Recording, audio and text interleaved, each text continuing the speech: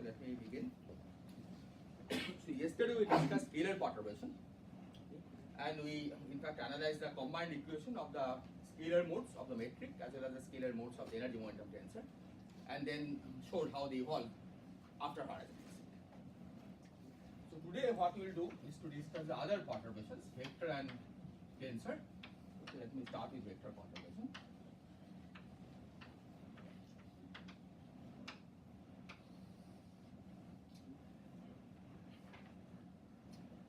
So the vector modes, there are two vectors from the metric.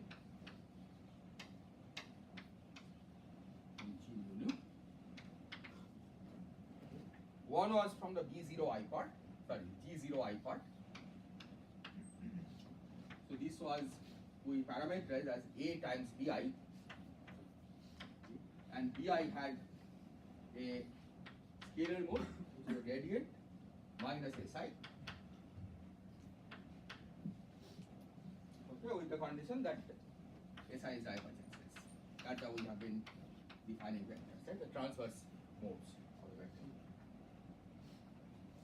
So this was one. The other one came from Gij. That had a term proportional to del I Fj plus del J Fi. Again, Fi is divergenceless.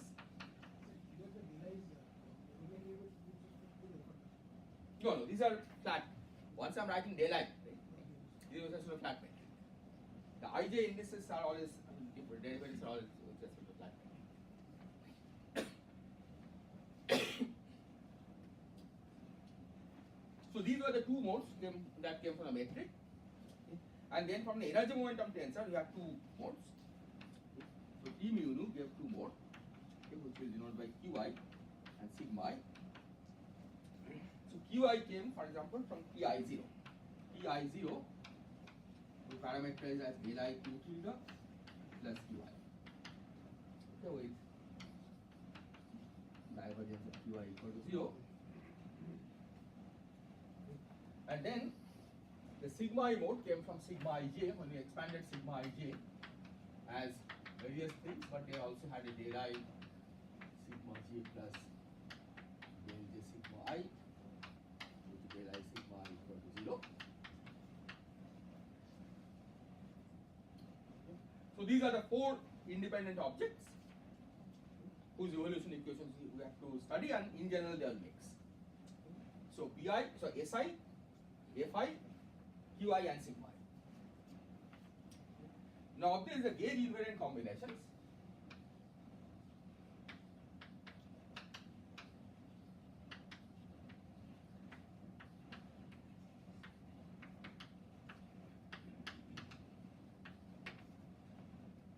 These were from the metric mode, it was Fi dot plus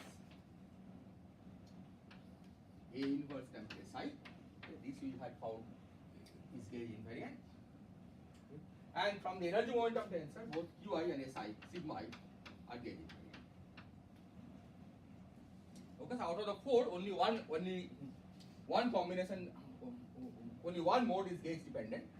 Okay, three are gauge invariant. Okay. And that's also simple counting, because the gauge transformation corresponds to coordinate change, right? And the vector mode of the coordinate change comes from the xi going to xi plus I, or xi going to xi minus ii. So that's one vector. Okay, and using one vector you can remove one out of the four modes. So that's why there are three independent vector modes, which are gauge independent.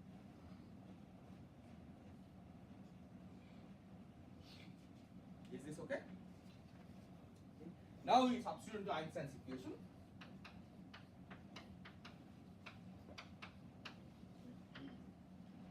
Okay, we get two independent equations. One is Qi dot plus 3h Qi is equal to k square sigma I. Okay, this in fact can also be regarded as the energy momentum coming from energy momentum conservation, the vector part of this. This is dot. Let me write here. And then other one was k square times k phi dot plus a psi, a inverse a psi, 16 pi qi. Okay, earlier when you are doing, in the absence of energy momentum tensor, this side, right hand side was 0. Okay, when the energy momentum tensor didn't have fluctuating part, okay, in the background part, the right hand side was 0. Okay, but now there is a term proportional to qi. So we see that we have two equations and three unknowns. Okay? These three are unknowns, and the way we compensate for it is by using an equation of state. And the equation of state we will be using is a perfect fluid equation of state, for which all components of sigma I are 0. Okay? That's what we have said earlier, that for perfect fluid equation of state, sigma I is 0 identically. So in particular, this means the sigma I is 0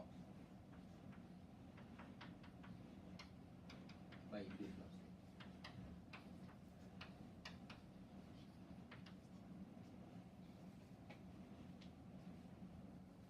Okay, and now the equations are easy to solve.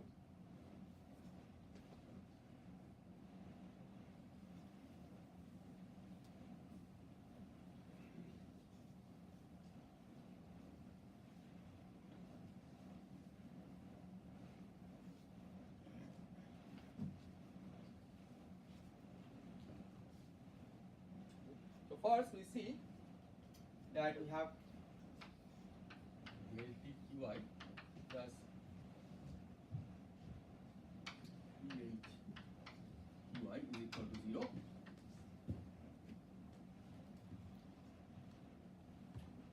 So this means that the solution for qi is exponential minus 3 integral t h of t prime. So I can take it to be t star, okay, the horizon exit time, times qi at t.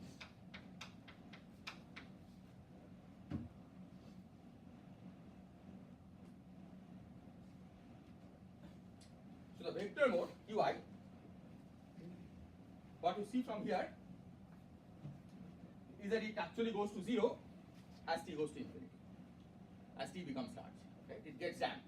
So even if you start from a non-zero qi to begin with time, after horizon exit, it decays rapidly. It's in fact exponentially decays, and it approaches 0 for large t.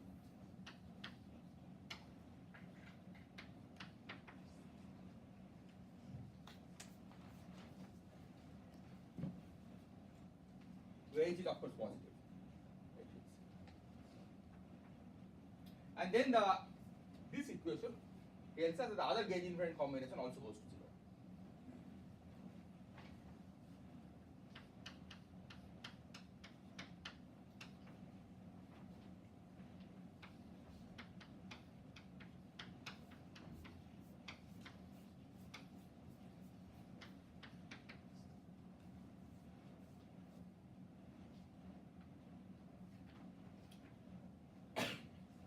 So this basically leads to the conclusion that we can forget about perturbation due to vector modes. Okay, whatever they are initially, vector modes, once you exit the horizon, they rapidly decay anyway. Okay, so by the time you come to re-entry, there are no vector perturbations left. Okay. So conclusion,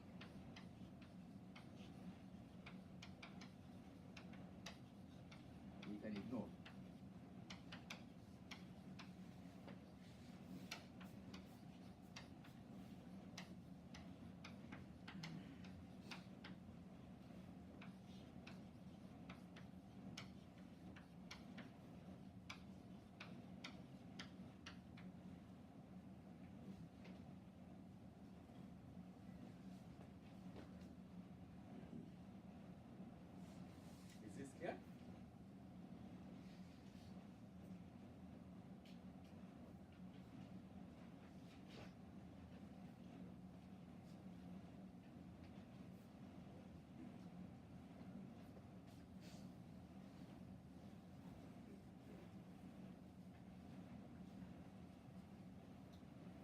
Now, before I go on, let me just mention that this part of the analysis, right, the evolution of classical perturbation, okay, which is what we are doing.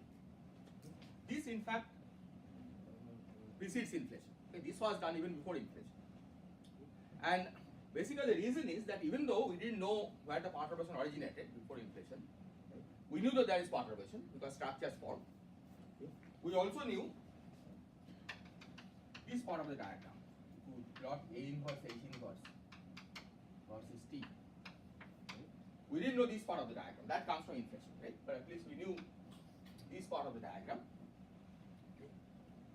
We also knew that more than 2 degrees in the sky will correspond to outside the horizon, right? So there are certainly some perturbations that we see that were super horizon earlier.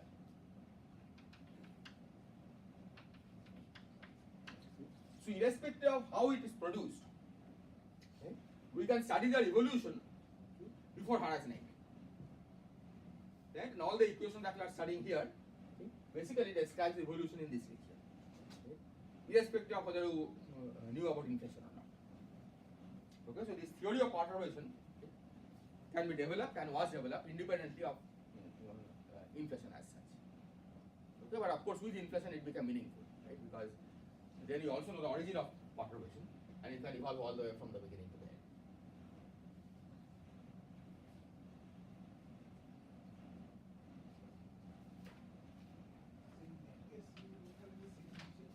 Pardon?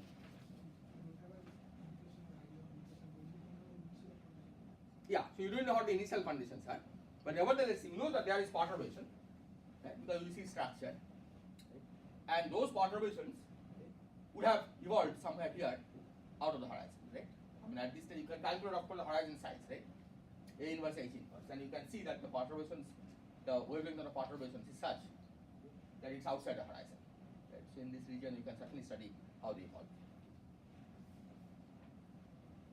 So even if inflation is not the correct theory of the initial conditions, this part of the analysis, the classical analysis, will still be valid, right? Because that's just evolution in this region.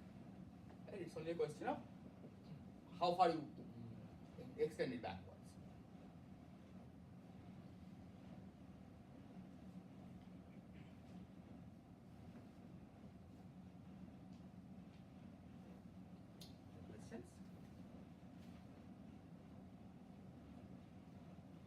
So finally, let me discuss tensor perturbation.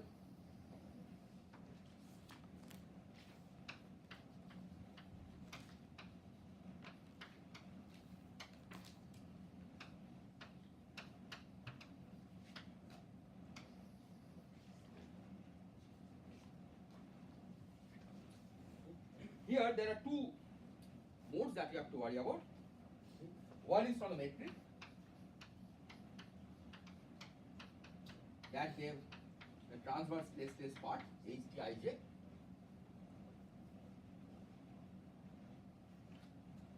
And the other one is from the T mu, TIJ. That gave the sigma ij part. The way parameter it is by this. Again, transverse placeless part. Okay, because the vector and the scalar part we have already taken care of earlier.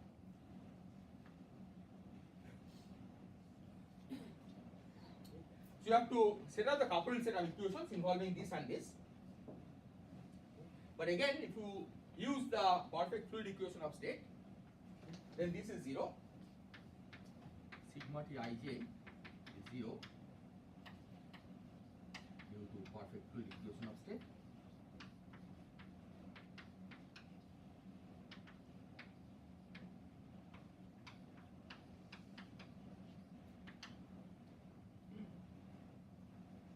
So basically you have to study the evolution equation for Ht. Okay, that's Einstein equation. Okay, in the absence of source, because the only source that could be there is not there, because of perfect fluid equation of state. And this is based on not in terms of Ht but in terms of this Hs that I introduced. Okay. So you expand Htij as sum over S equal to 1, 2 Hs times Esij, but these are some fixed bases of polarization, fixed polarization bases.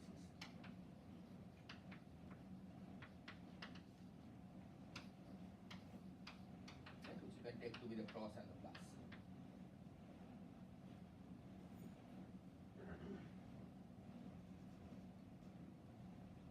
But I should have said, and but I have already said in fact last time also, that all of this is being done in momentum space.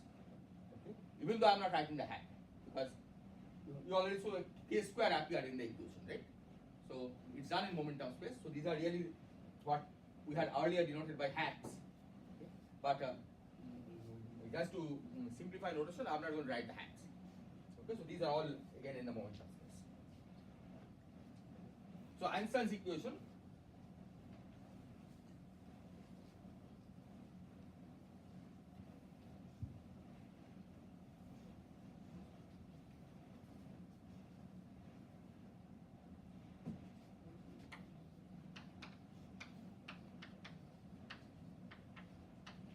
when we substitute this in Einstein's equation, we get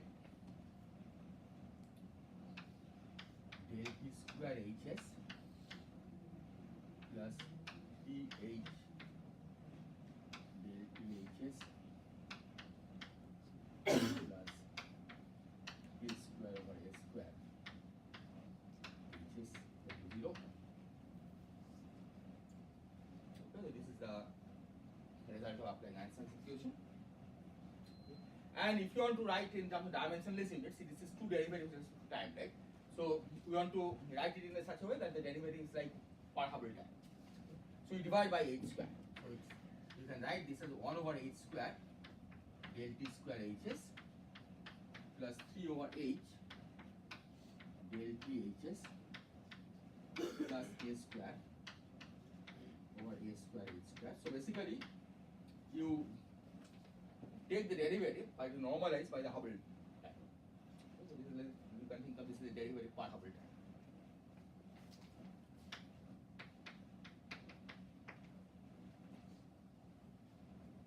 Okay. So then outside the horizon,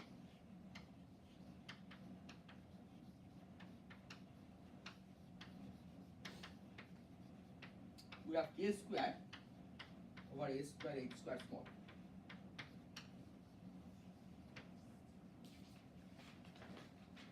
Right? That's the definition of this is the same as saying the omega inverse is larger than A inverse H inverse. Right? Again, let me draw this. It's this part of the diagram. Okay, in this field, because this is our omega inverse. Okay, so in this region, we can ignore this term. And the equation effectively becomes del T square Hs plus 3h del T Hs equal to 0.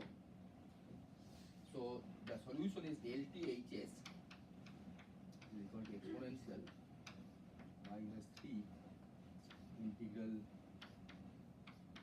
T star to T h T tan times Hs at T star. Sorry, Hs dot. This is an equation. We are doing the first integral, right? Del T Hs, right? You just integrate it once, so you get the expression for del T Hs in terms of del T Hs at T star, right? With this factor over here.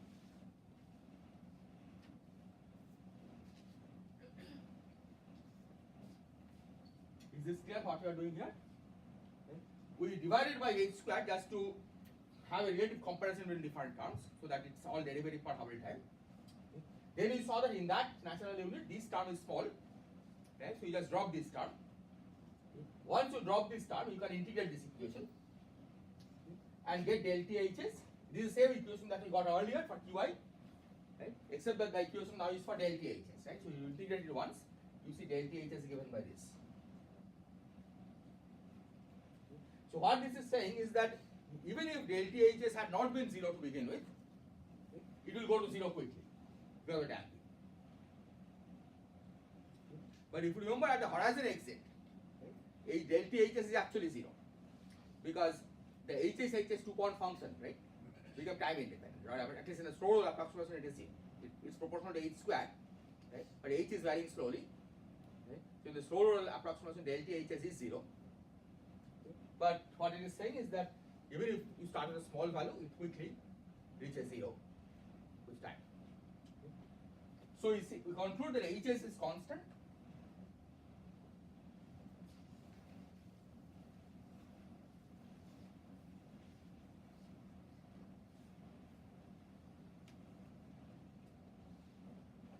So Hs is constant.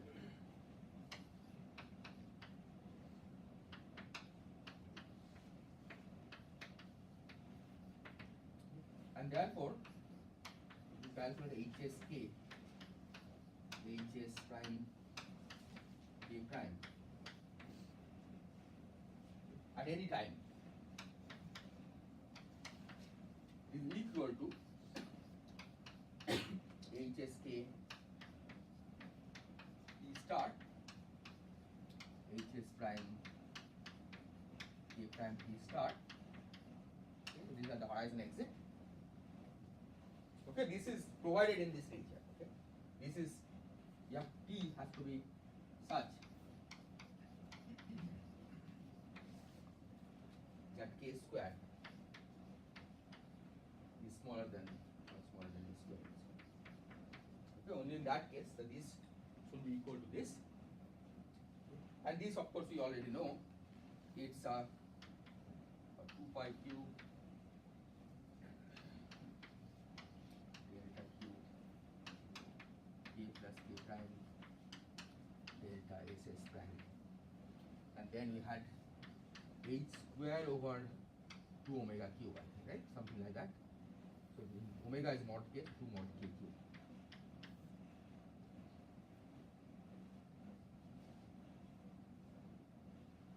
Okay, so basically we can directly take the result for the two-point function of h that we have calculated at the horizon exit and say that that two-point function is the same as two-point function at any later time, provided the time t here is in this range. Okay, after it has entered the horizon, then of course this term is going to become important. And once this term becomes important, Hs is not constant anymore, right? Hs equal to constant is not a solution to this equation. Right? So you have to take into account the effect of this term.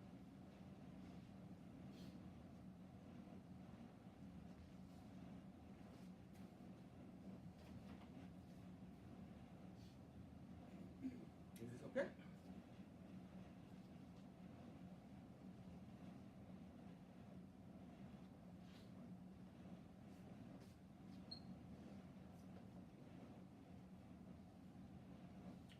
So now we are going to begin discussing how to connect these results, these correlation functions, to observation. Okay, and this will be, I mean, require several steps. Okay, but we'll begin that discussion now. Okay, how to connect this to observation. So the first thing we will try to do is to convert this kind of correlation function, which is correlation function in momentum space, or equivalently by Fourier transform, you can look at the correlation function in the position space, x prime, okay, or xy. But what we can measure is a correlation function in the angular space, in the angular coordinates, right? Because you are sitting here looking at the sky, right? And we can look at the correlation between different points in the sky, right? We cannot adjust the actual location at will, right? Because that has to be on the last scattering surface. Okay? So you have to first learn how to use results of this kind, okay, and convert it to some knowledge that you can get on the last scattering surface. So one question is that if suppose one computes higher than 2-point function, 3-point function, 2-point Yes. function, what they corresponds to? Yeah. So normally one says that to leading order, okay, if you assume that it was almost free scalar field, right, at the time of inflation, it will be Gaussian, that the higher point functions will be just given by the products of two point functions. Right? Application of Higgs theorem, right? But of course, we know that here the fields are not non-interacting, right? They are interacting, right? So typically the higher point functions will be non-zero, and this is what is known as non-Gaussianity. Right? If the higher point functions are just given by product of two point function, right, according to Higgs theorem, then you call it a Gaussian perturbation. Okay? But if it's not the case, then it's non-Gaussian perturbation, right? So far there is no experimental evidence for non-Gaussian. Okay, this is something people routinely examine in the data, but all results that we know so far are consistent with this being Gaussian. Okay? But that of course just means that the fluctuations that the physics that was responsible for this, right, was almost free. Right? Doesn't mean that it's actually zero, but it's that it's small enough so that it's not observed. Okay, so this non-Gaussianity is a big area of research in non-Gaussianity and fluctuation, just theoretical analysis of non-Gaussianities with different kinds of inflationary models.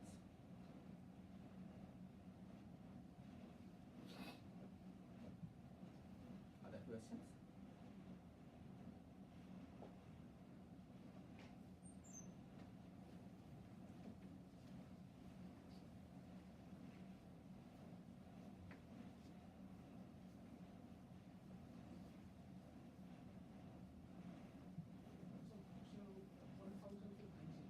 Pardon?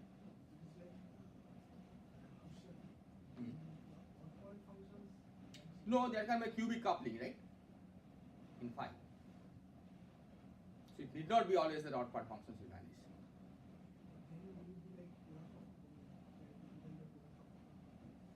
So if it's Gaussian, then of course odd point functions will vanish. Right? Gaussian will be a product of two point functions. But if it's a non-Gaussian perturbation, right, then odd point functions will not vanish.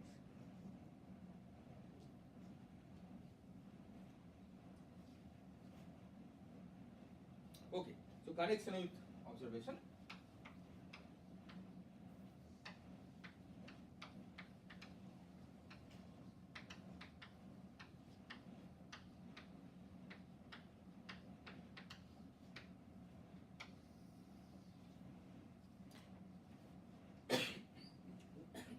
So let's suppose that we have some quantity chi kt, is some scalar observable.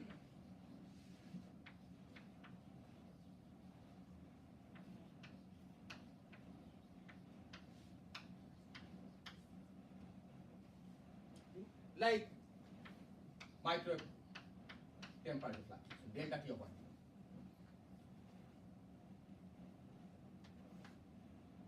Okay. Now, from what we have said so far, it is clear that chi kt in linear approximation, okay, once the perturbations grow to be non-linear, then of course this is not true. In linear approximation, we expect that this should be some function of k times rk, at least. Why? Because after all fluctuations we have seen are determined in terms of this. Right? Once rkt star is given, right, then everything else is determined. Right? This is the only initial condition that we need. Okay? So whatever quantity you are calculating, right, you have to do some work to relate it to the ones that you have found, right, the zeta, r, psi b and phi b. But after all, they should be related to zeta, r, psi b and phi b, and all of those in turn are related to rkt star. Okay, the initial condition. So fk is some function which you can calculate in principle by knowing the physics. Okay? The actual calculation we will see later. Right? Later on we will explicitly see what is the relationship between delta t over t with r is. Okay? But it will be some function multiplying this. Okay? And there are no non-linear terms because you are using linear approximation. Right? So fluctuations are linear in other fluctuations. So suppose you know f of k. Okay, later on we'll see how to calculate f of k in specific cases. Now one thing we can say already that for scalar perturbation, this f of k must be a function of magnitude of k only. Okay? This is simply from rotational invariance.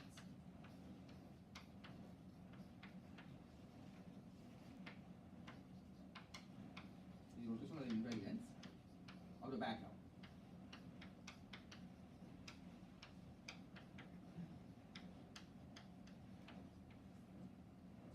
The idea that fluctuations, of course, break rotational invariance. Right? That's why this does depend on the angular coordinate. However,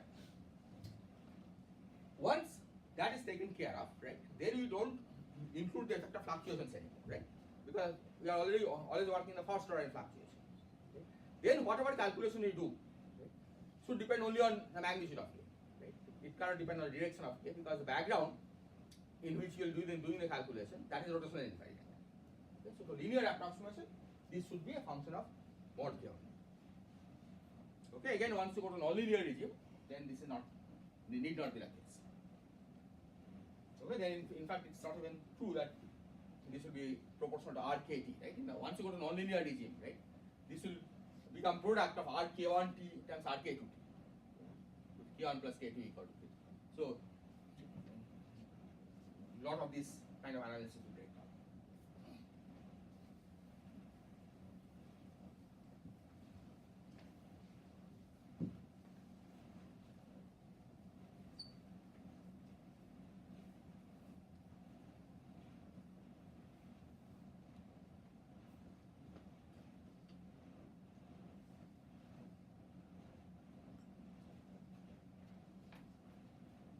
Okay. So this is the momentum space. So you are going to first convert it to the position space. So chi xt will be given by integral k over 2 pi q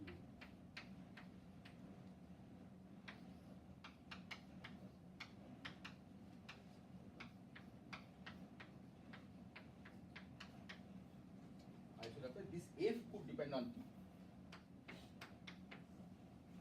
Okay, I'll not display always the t, but clearly what I is at a given time, right? It requires evolution from t star to t.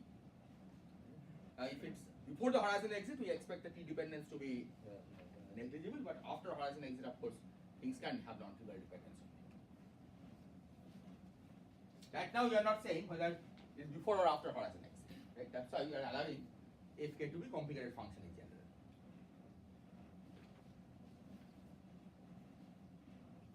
So we have this relation, and chi kt is given by, according to that, f kt times r kt star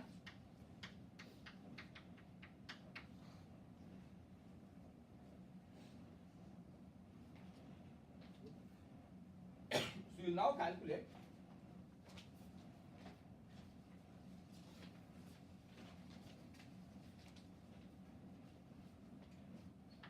this x coordinate. I'll now think of this as a polar coordinate system, r theta phi. Okay, instead of u, x, I'll use r theta phi. Okay. With the convention that r equal to 0 is ours, right? Because we are at the origin, right? That's the most natural coordinate system. We are at the origin, we look at the sky, right? And what we can see is not chi at every point x, right? But chi on the last scattering surface, right? So that's what we should keep in mind. Right? Even though at this stage we are not making any restriction, r theta phi are arbitrary, but ultimately we can only know about chi at when r is equal to the last scattering surface, okay? When r corresponds to the last scattering surface.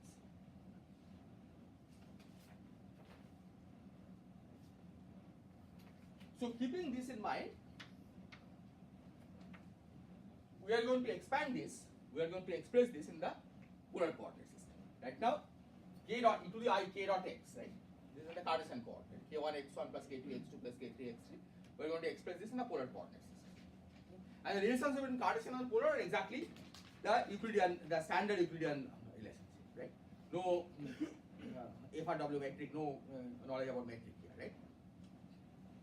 x1 is r cos theta sin phi, x2 is r sin theta, x1 is r sin theta cos phi, x2 is r sin theta psi phi, and x3 is r cos theta, right? That's the standard relation that we use.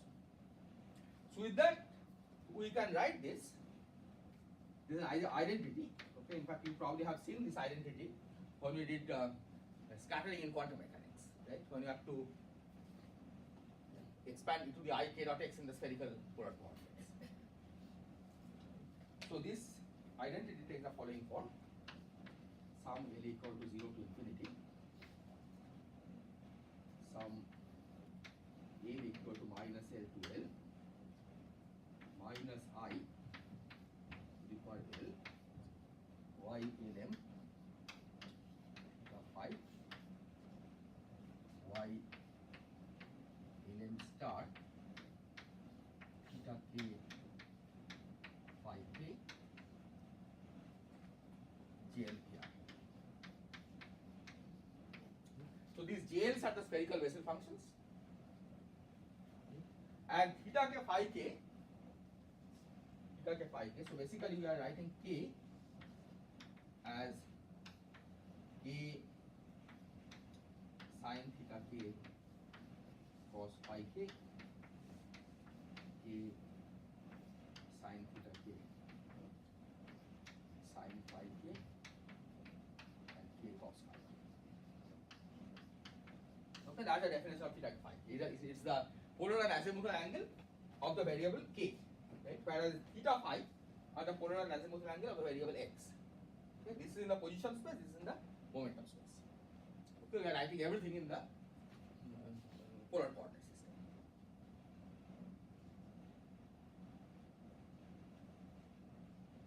Is this clear? This formula is familiar? Well, in quantum mechanics, normally you don't have this most general formula. You take this to be to the ikz. Right? Assume this is in the z direction. In which case, theta k is pi and phi k, theta k is 0 and phi k is arbitrary, right?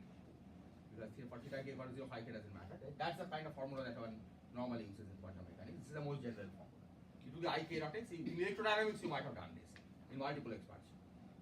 You do the I k dot x when you expand it, becomes like this in terms of the y elements.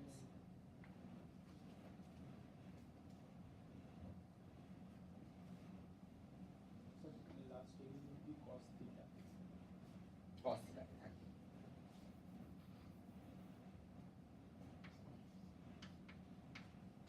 Okay. Just as shorthand notation, I'll use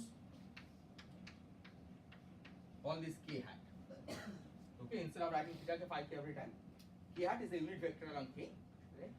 That contains knowledge about theta k and phi k.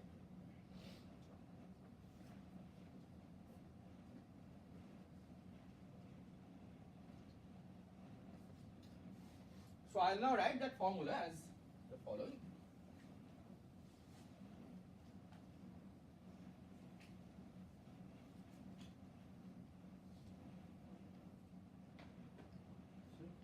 Yes. Why we are using flat metric?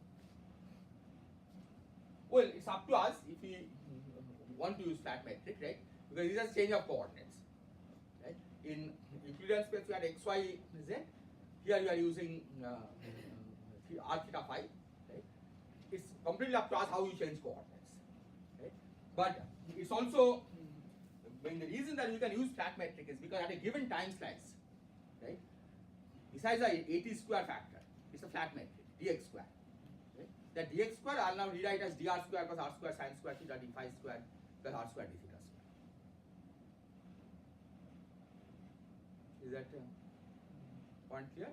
Right? So spatial slice is flat. Right? If the spatial slice was not flat, for example, it was there, if k was non-zero, right? Then we can still do this, but it's not very useful. Okay, because this, you shouldn't expand as you do the ik dot x, right? Then you have to expand in a natural basis on the sphere. Right? But here the natural basis in the plane, right, at a fixed time slice is flat metric. Right? That's why we use flat metric. Is this point clear?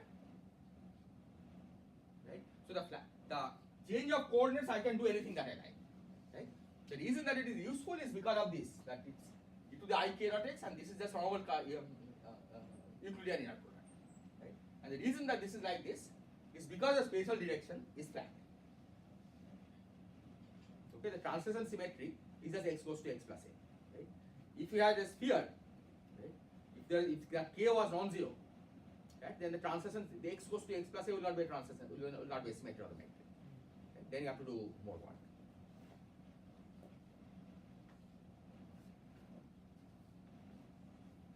Okay, so we can write this as follows: chi r theta phi. Okay, r theta phi is just that instead of using x, I'll use r theta phi. And t I'm going to drop, but it should be understood that things depend on t. So this is, I'll write as sum over Lm, chi Lm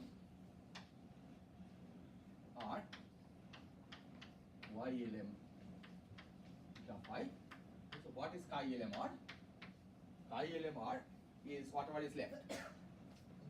So this is 2 pi q, so that's 8 pi q, and that is 4 pi. So that's what, 1 over 2 pi squared outside integral dq k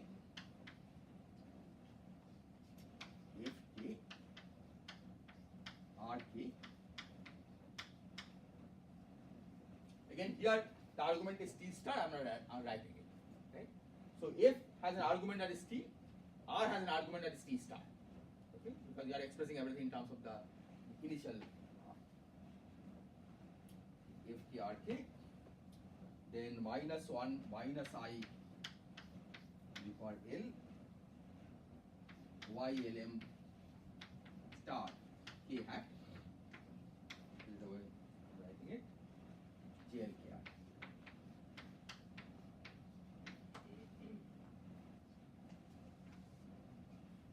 That is the same formula written in a somewhat different form. Okay? The definition of chi Lm includes all of this.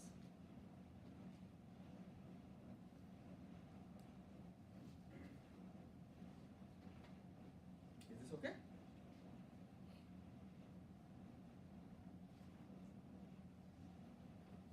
Now we are going to calculate the two-point function.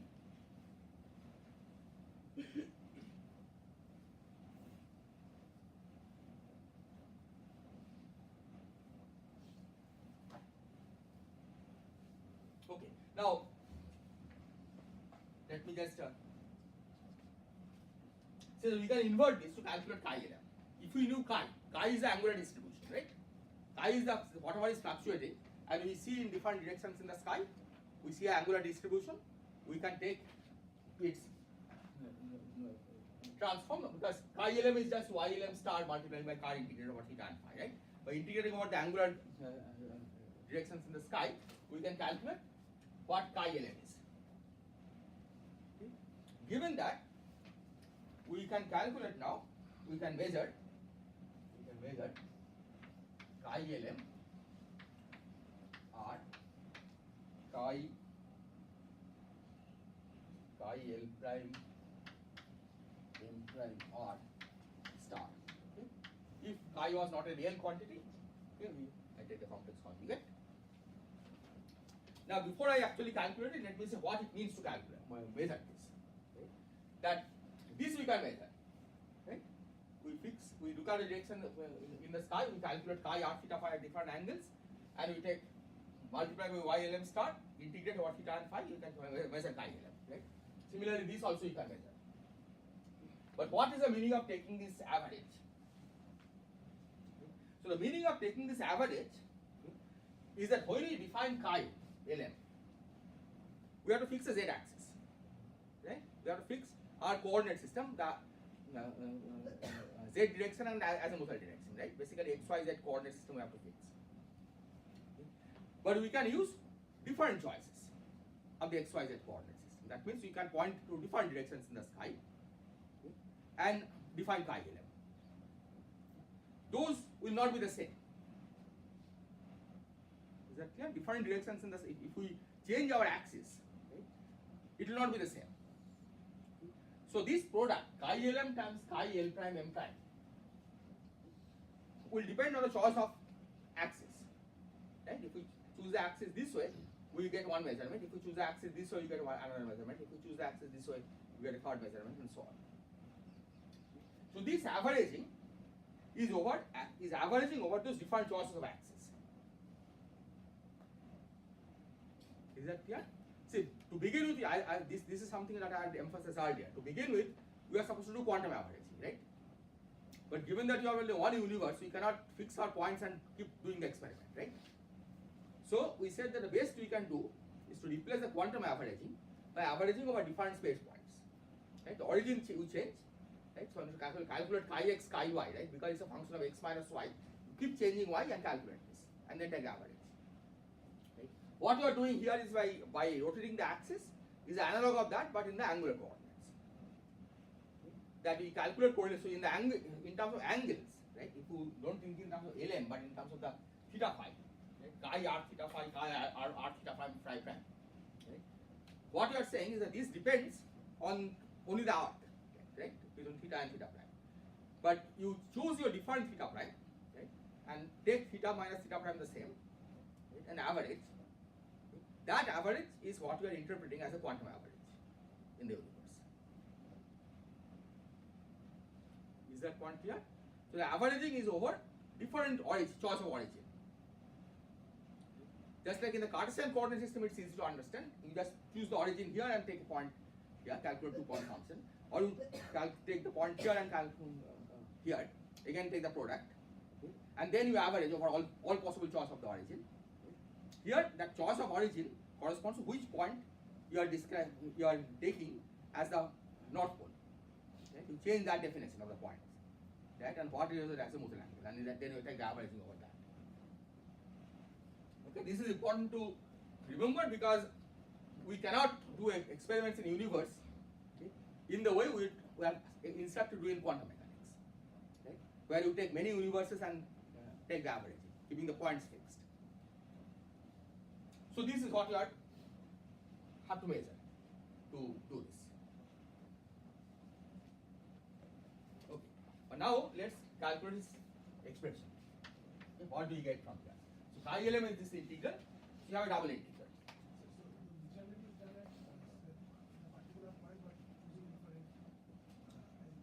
Yeah, I mean we are of course sitting on the arc, right? You can only measure from this point.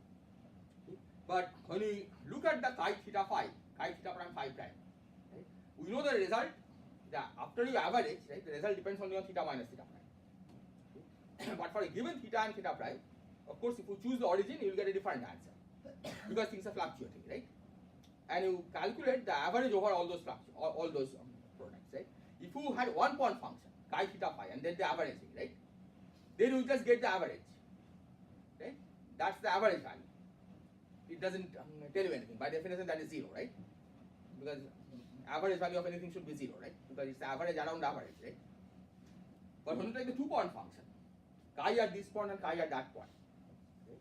Then that 2-point function, even when you average over many different points, need not be 0, right? And having non-zero value is what corresponds to having a fluctuation.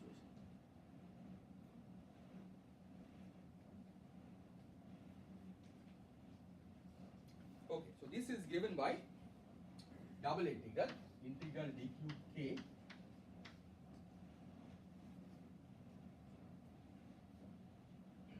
over, let's see, so we had 2 pi square and whole square, over 2 pi square dq k over 2 pi square.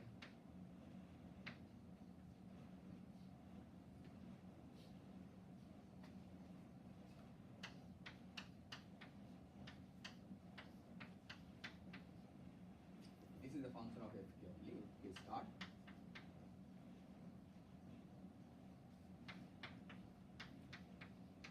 GL is real, so you just write GL here, GL k prime or k prime.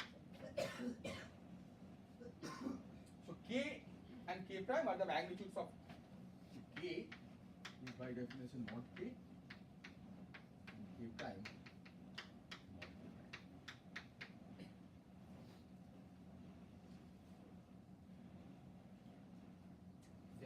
minus I to the power L minus L prime. Okay, because you have to complex conjugate, so minus I to the L and plus I to the power L prime.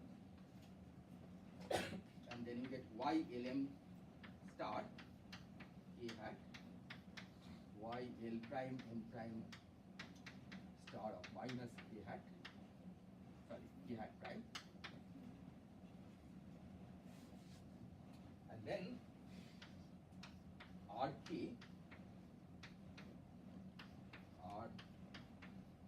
prime star.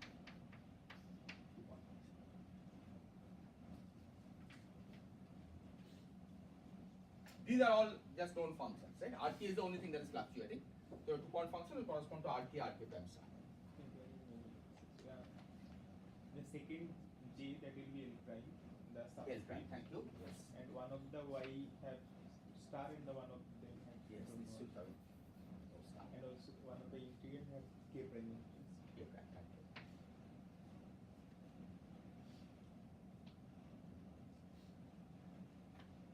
Is it okay?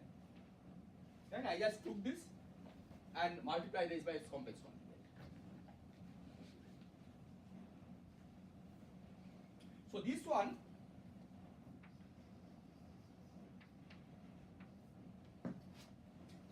we know what it is, right? It is 2 pi cube. Okay, so Rk's prime star, maybe can I say that first? This is R of minus k. Because in the position space it's real, right? So this is R of minus k. So this two-point function then is 2 pi cube times delta cube k minus k prime, and then PR, or we call this one PT, tensor power square, right? Which you also wrote as, so this is basically, we also wrote this as 2 pi cube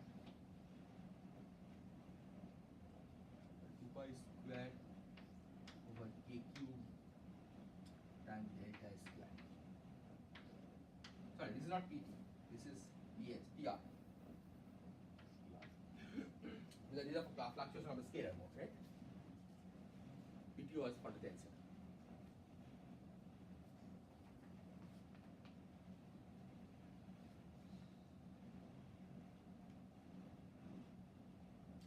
So once you substitute this here in this expression, many things simplify because k prime is now set equal to k. If k prime is set equal to k, then k prime hat is set equal to k hat. Is that clear? So once k prime hat is set equal to k hat, then the angular integral, see k prime integral is gone, right? So you have only k integral. The angular part of this integral, right?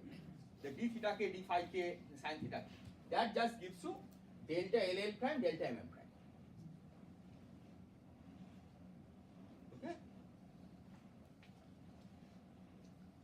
So the net upshot of this is that I can write this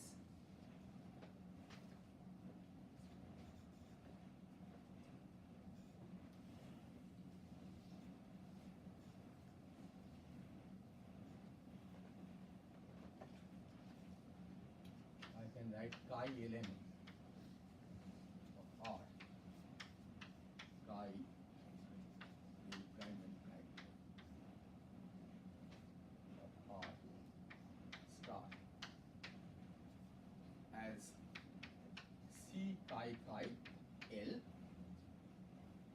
delta LL prime delta LL prime. Okay, that this basically includes all the integrals and all. So let me write this integral. So this is 4 pi integral 4 pi integral dk k square f k mod square gl kr square times prk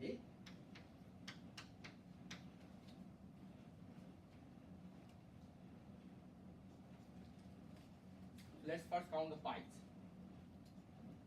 So we had 4 times pi to the 4th, right? 2 pi square whole square, 4 times pi to the 4, and this is 8 pi cube. Okay. So that gave the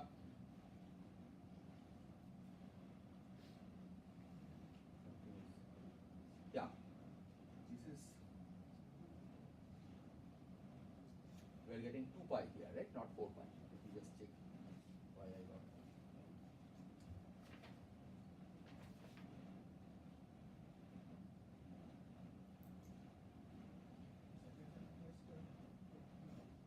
So I think this is fine. 2 over pi. This is not 4 pi. I made a mistake here.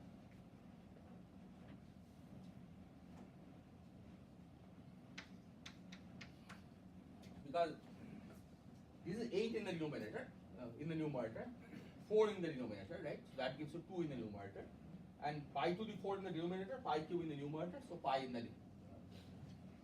denominator. So 2 over pi. Okay. Then k square dk of course comes from here. Okay, the integration method. The theta k, phi k integrals have already been done, producing this delta L prime, delta M prime. Okay, so what I used is integral sin theta k, d theta k, d phi k times y lm a hat star times y L prime M prime k hat is equal to delta L L prime delta L.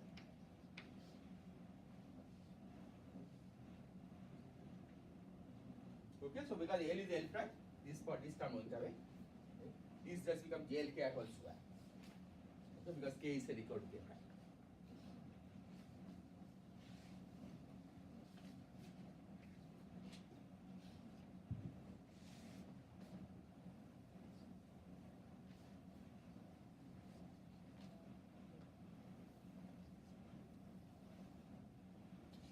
And using this relation, using the fact that PR is 2 pi square over k cube delta S square, using this relation I can write now this as 4 pi integral dk over k fk mod square GLPR square times delta S square.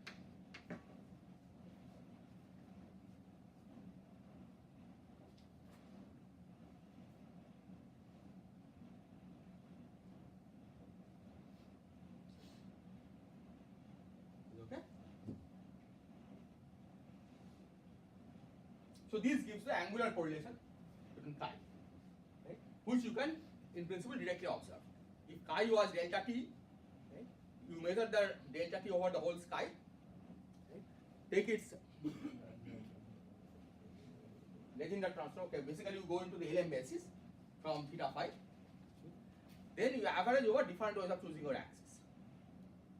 Okay, of this product chi LM times chi L prime. Okay, that's what you measure, and this is what you calculate. Okay, and then you can now compare.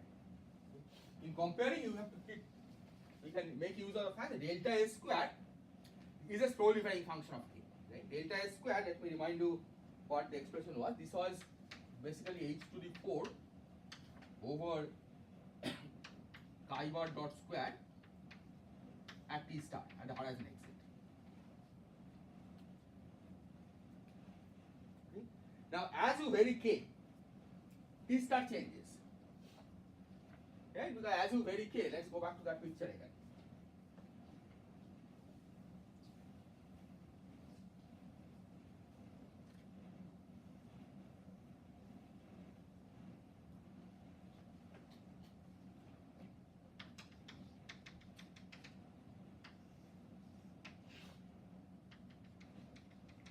This is your omega inverse, right? Sorry, A inverse is inverse. So this is the same as K inverse. Okay, because omega is mod K.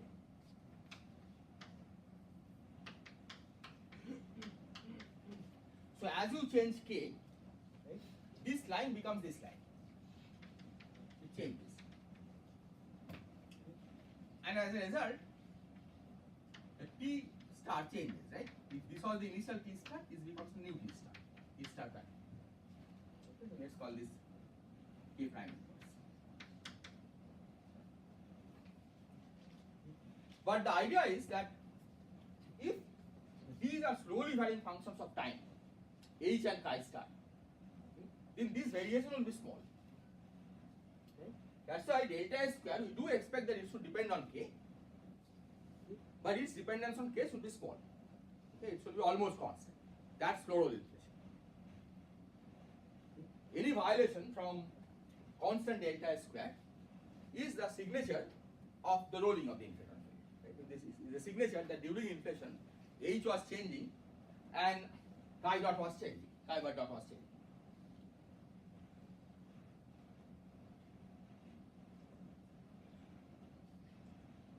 Is this clear?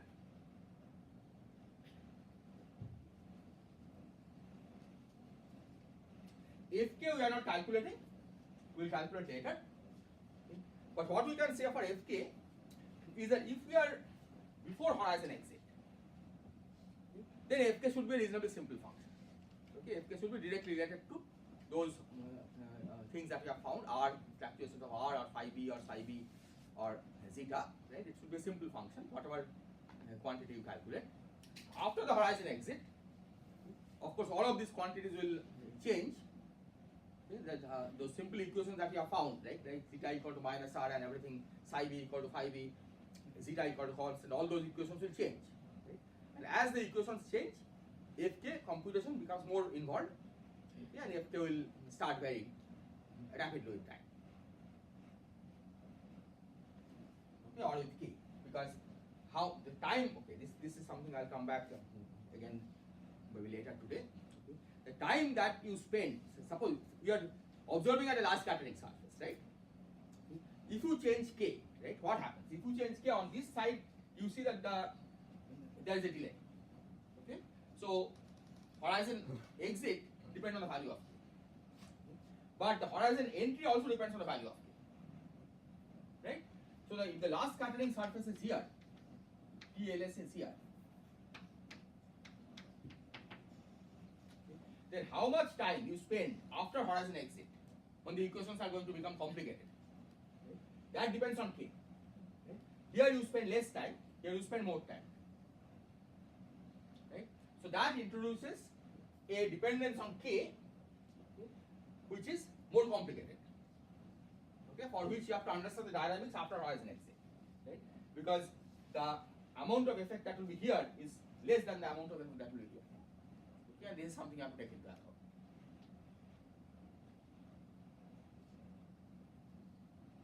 Is this clear? Okay, so now we are going to make an approximation.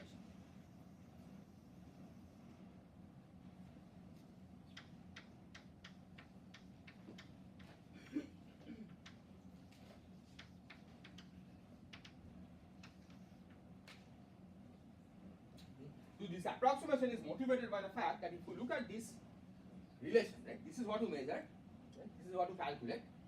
Right, this relation involves an integral, right, which is not easy to visualize. Right, you can of course do this integral, right? In any actual calculation, you have to do this integral. Okay? But what you may like to have, okay, is some kind of more direct relationship between the L dependence on this side, which is between the L dependence on this side, okay, and the K dependence on delta S. Right? Instead of going through the integral formula, if you have a more algebraic formula that relates the L dependence on this side with the K dependence of this, it will be useful. I think I forgot some delta factor or something. Delta LL from delta MM prime, I forgot. Yeah.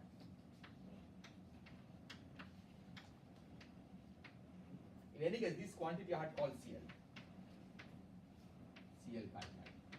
That's what we will continue to use. So the approximation comes from the observation that if L is large, for large L, JLKR has a sharp peak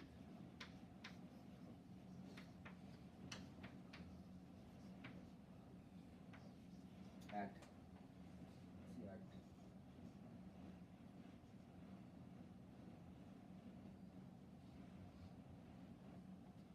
K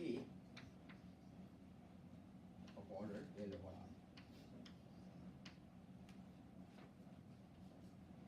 Okay, or you can say KR equal to L. KR equal to L. KR is the argument, right? So this is a property of JL.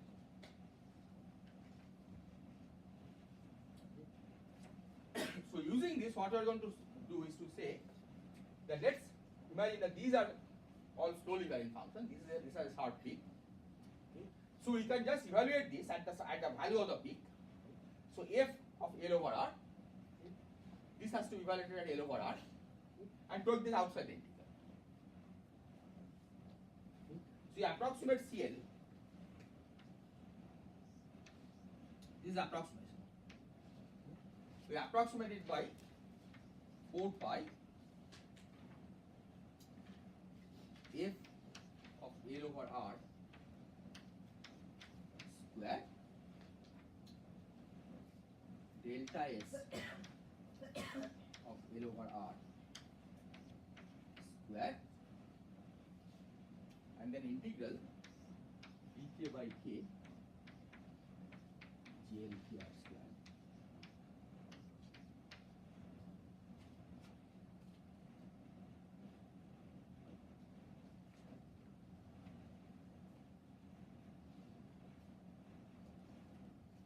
And this integral is 1 over 2L times L plus 1.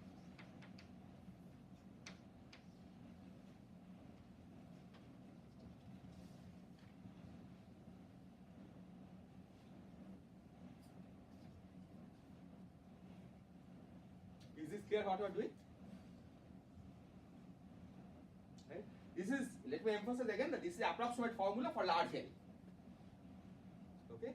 This is not an exact formula. If you want to actually plot, you should really use this. Okay, but we are trying to get some idea of how this function should look.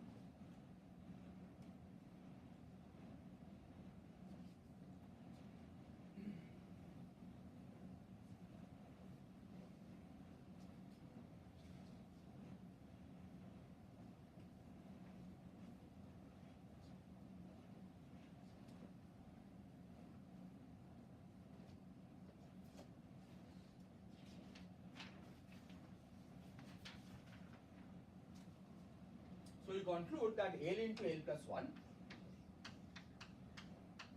CL chi pi is given by, or is approximately 2 pi f of L over R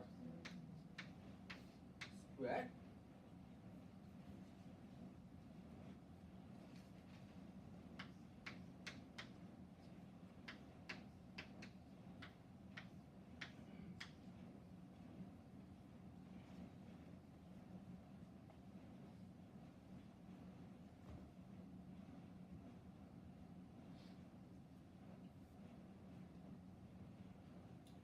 So the advantage of having a formula like this, okay, even though it's an approximate formula, okay, either it directly gives you the CL, the L dependence of CL, in terms of K dependence of delta S.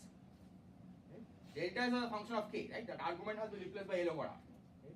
So it makes a direct correspondence between L and K, right? Instead of having to go through this integral. Okay, even though the actual formula involves the integral, okay, this approximation allows you, at least intuitively, to make this connection between K and L directly. Okay. And in a sense, it's understandable because large K means, okay, large K corresponds to small distance, right? Fluctuation of large K means fluctuation at small distance scales. Okay. Similarly, fluctuations at large L corresponds to fluctuation at a small angular scale. Okay. And small angle is small distance, right? On the last scattering surface. Okay. If you take small angle, okay, that corresponds to small distance. So from that perspective, it's not totally surprising that there should be a relationship between L and K, Okay, even though it's approximate, okay, the direct relationship is L is proportional to K. Okay? And the proportionality constant, if you think of this argument as K, proportionality constant is 1 over R. Right? Because 1 over R sets, and to convert from angle to distance, right, you need a length scale. Right? And that length scale is the radius of the last scattering surface. Right? A fixed angle corresponds to R times that angle. Right? That is, in terms of distance, it's R times that angle is the distance on the last scattering surface. That's why this 1 over R.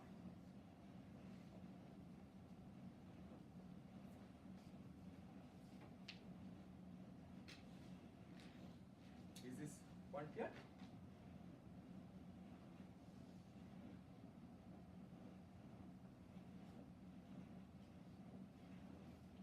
Now, we expect that this formula will be simple as long as this argument K, or L over R, is less than the horizon size at the last scattering surface. Because if it's less than the horizon size at the last scattering surface, then that means that the perturbations are still outside the horizon.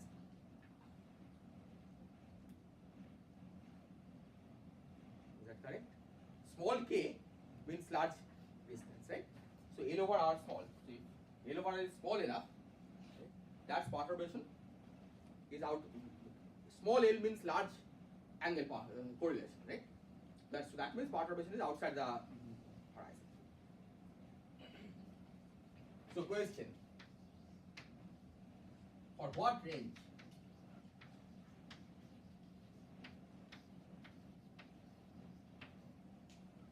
L over R smaller than A inverse H inverse at the last scattering surface?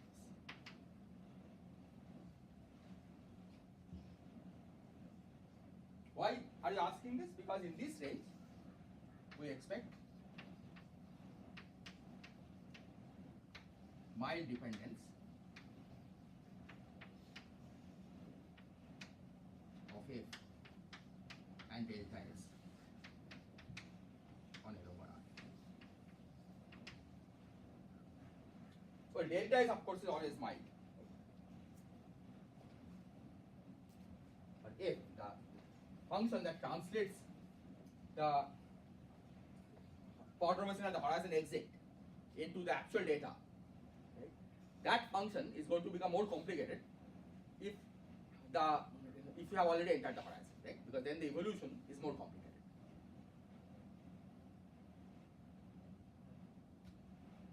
Is this question clear?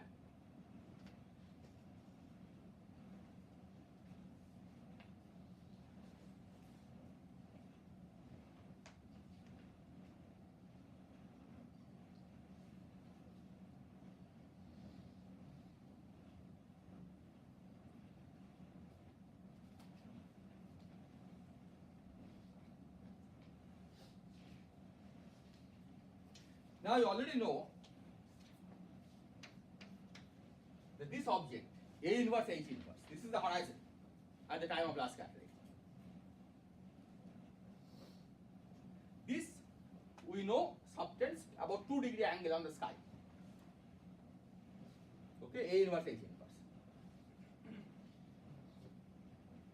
So this corresponds to 2-degree angle on the sky.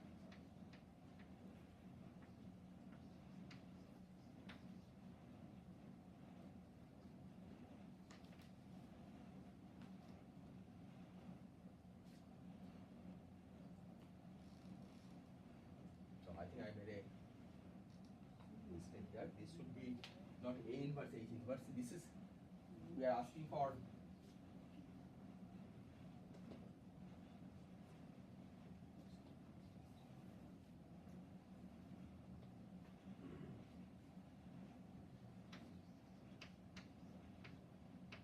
we are comparing K inverse with A inverse H inverse. See, we compare, if you look at this, K inverse has to be compared to A inverse H inverse, right? And the physics is simple when K inverse is larger than A inverse H inverse, right? So it should be like this. Okay, otherwise you have to make H. So this is 2-degree angle. So this means that this is 2 over 360 times 2 pi r.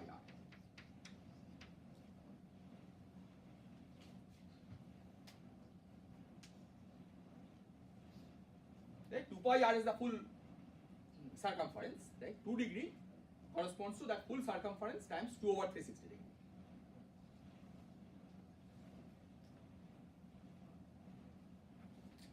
So this means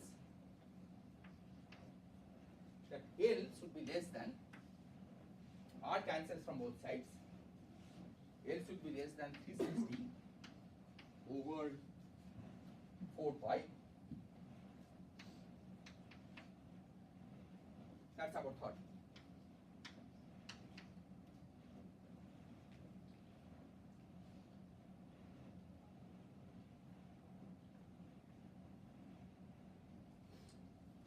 So let me repeat again what we are doing. We have this approximate relation makes a direct connection between A and K. It translates K into L by just by a multiplicative factor of 1 over R. So using this, now we can ask that for what value of L, the last scattering surface, okay, so basically what are we asking? We are asking that for those values of L, or the picture is like this. The horizon entry happens after last scattering surface, right? So the limit is, so it has to be above this. So when you demand it to be above this, that means K inverse is larger than something. But larger than what? Larger than 2 degree angle in the sky. Right? Because that you know is the horizon size at the time of last scattering. So K inverse is L over R. Sorry, K inverse is L over R. Sorry, R over L. K inverse is R over L. So this has to be larger than A inverse H inverse. Right? You calculated A inverse H inverse by knowing that it subtends 2 degree angle in the sky, and that's this much. So that tells us that for L less than 30, for L less than 30, we are in this situation. For L greater than 30, we will be in this situation. Right? So you have to worry about this part of the equation. So this predicts that for L less than 30, the dependence of this on L should be simple. Okay? Mainly the dependence will come from the mild dependence of delta S on L over R. Okay? Because F should be simple to calculate in this regime. Okay? Because F is, most of the things are constants, right? So F will be roughly constant in those regimes. Okay? And the mild scale invariance will come from here. So now let me give a plot.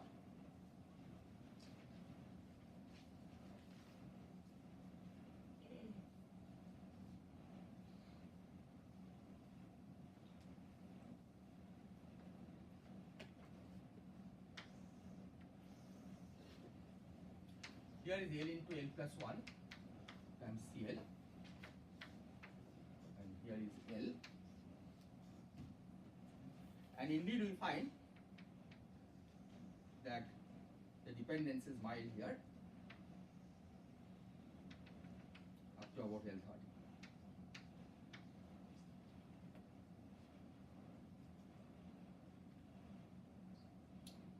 The question is what happens after this? What happens after this?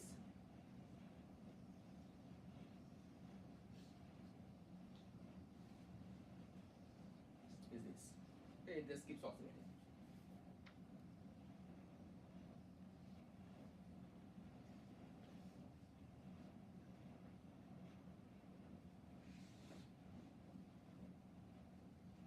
The question is, what is the origin of these peaks? And why does it start oscillating after the horizon exit?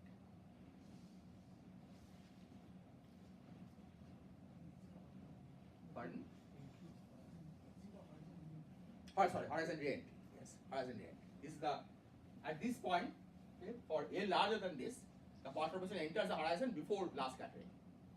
Okay, so there is some evolution between the horizon entry and the last scattering. Okay, and that evolution causes this oscillation.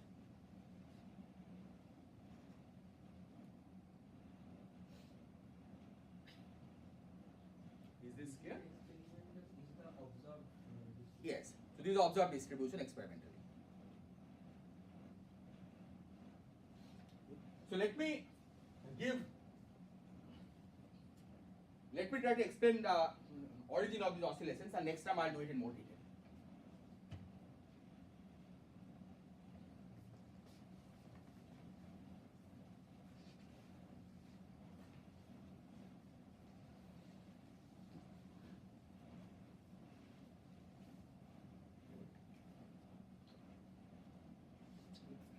So to understand the origin of these oscillations, we need to go back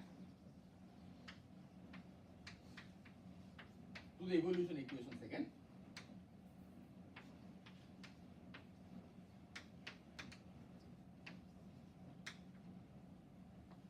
And keep the order k square over h square, k square h square terms.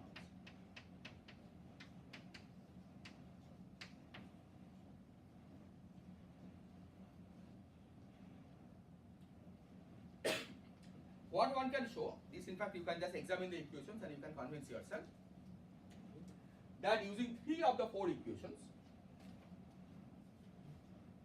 the first thing you can do is to express psi b, phi b, and r in terms of zeta.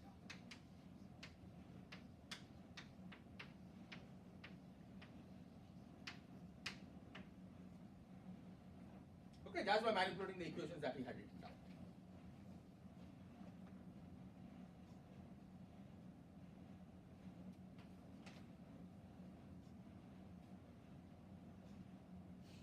So after you have done that, after you have eliminated psi b, phi b, and r in terms of zeta, you substitute in the remaining equation, the 4th equation. We have 4 equations to begin with, right? You substitute the 4th equation, and you find that zeta satisfies a second derivative, a second order equation.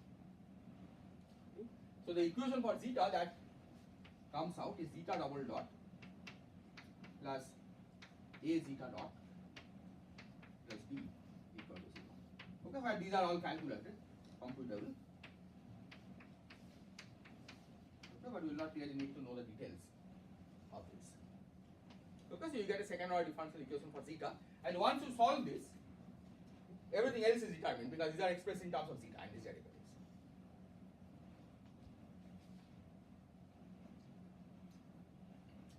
So these equations are the equations for a damped oscillator. Right? The damping terms and the forcing term has some mild dependence on T, because these are all dependent on the determining the pressure and temperature. Okay, the pressure and energy density, because these involve the P bar and rho bar. Okay, so they have mild dependence on T. But nevertheless, what this shows is that the time dependence of zeta will be that of a damped harmonic oscillator. And the initial condition that you put in at the horizon entry is that zeta is some constant. Okay, whatever it came from at inflation, because zeta, if you remember, was constant outside the horizon, right? Zeta is constant and zeta dot is 0. Right? Because zeta was constant. So that's the initial condition. Zeta and zeta dot 0, sorry, zeta constant, zeta dot 0, and then you plug it into this equation and let it evolve. So typically what happens is that if this is the re-entry time, T re-entry,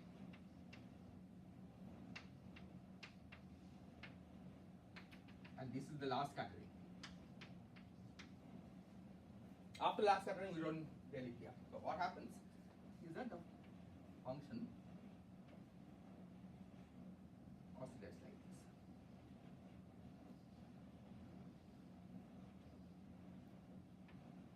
So some maybe point device.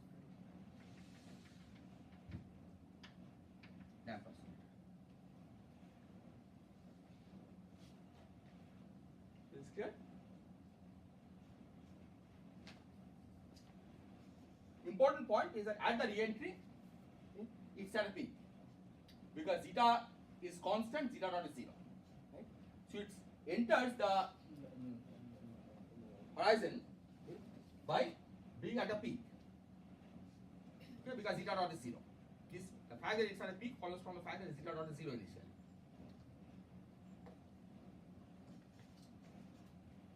Is this clear? Okay, let me draw T-lar scattering a little to the left to make this point clear. So somewhere here is TLS.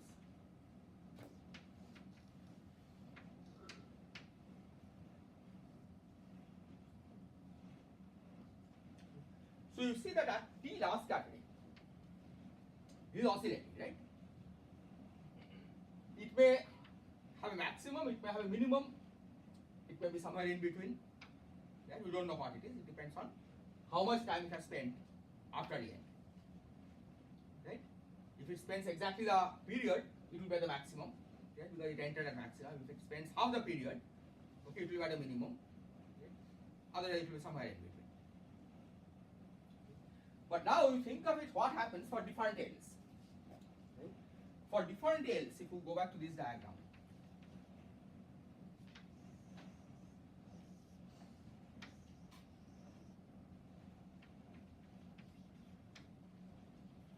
so this is last category, ELS.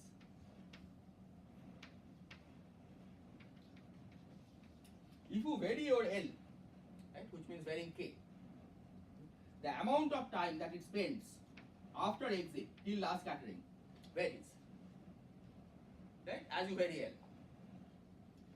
And because of this variation in the amount of time, what happens is sometimes it's at the maximum, sometimes it's at the minimum, sometimes it's in between. And that is essentially responsible for this oscillation.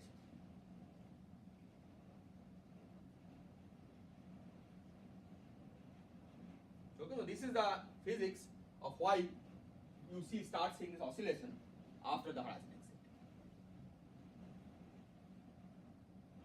Okay, so this is something we'll try to discuss in a little more detail later, next time. Okay, but that's the physics of this. Okay, is basically that you are spending different amounts of time after horizon exit, okay, and because you always start at the peak, okay, how much time you spend after the horizon exit determines so that at the time of last scattering, whether you're at a minimum or a maximum or in somewhere in between. Okay, and that's responsible for the oscillation in CL. Pardon? Yes. So L less than 30 is this part. That is scaling region. Exactly. That's right. L less than 30 is the 2 degree is the sky larger than 2 degree fluctuation. Fluctuations at angular scale larger than 2 degrees. And once you go to fluctuations at less than 2 degrees, then you start observing these oscillations.